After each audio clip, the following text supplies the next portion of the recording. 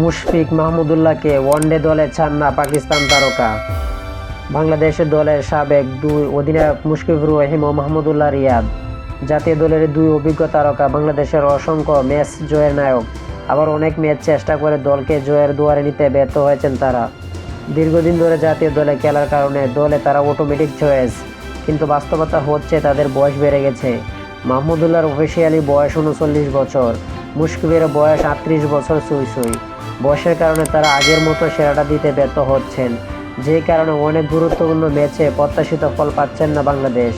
যে কারণে এই দুই অভিজ্ঞ ক্রিকেটার ওয়ানডে ক্রিকেট থেকে অবসর নিতে তরুণদের সুযোগ করে দেওয়ার পক্ষে মত দিয়েছেন পাকিস্তানি তারকা। পাকিস্তানের সাবেক অধিনায়ক ওয়াসিম আকরাম বলেছেন, চ্যাম্পিয়ন ট্রফিতে বাংলাদেশ ক্রিকেট দলের শেখার সুযোগ। তারা মাহমুদুল্লাহ এবং মুশফিকুর রহিমের মতো খেলোয়াড় এনেছে যাদের বয়স 39 আর 37 বছর। তরুণ ক্রিকেটারদের সাদা বলের ক্রিকেটের জন্য তৈরি করো এবং অভিজ্ঞতা যদি খেলার আগ্রহী থাকে তবে লাল বলে টেস্ট খেলাও। সাদা বলের ক্রিকেটে বয়ডরহীন থাকার খেলা, বাংলাদেশের এটা নিয়ে ভাবা উচিত। আগামী বছরে টি-20 বিশ্বকাপের জন্য একটা দল তৈরি করো। মাহমুদুল্লাহ রিয়াদ 2021 সালে জিম্বাবুয়ের সফরে ক্যারিয়ারের সেরা 150 রানের ইনিংস খেলে টেস্ট থেকে অবসর নেন। গত বছর ভারত সফরে টি-20 থেকে অবসর নেন তিনি।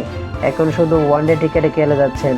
অন্যদিকে মুশফিকুর রহিম টি-20 থেকে অবসর নিলেও টেস্ট আর ওয়ানডে খেলছেন, কিন্তু তার সাম্প্রতিক ফর্ম নিম্নমুখী।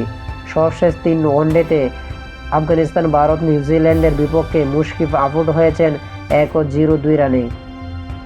বিশেষ করে চলছে চ্যাম্পিয়ন ট্রফির পরপর 2 ম্যাচে মুশফিক আউট হন 0 ও 2 রানে।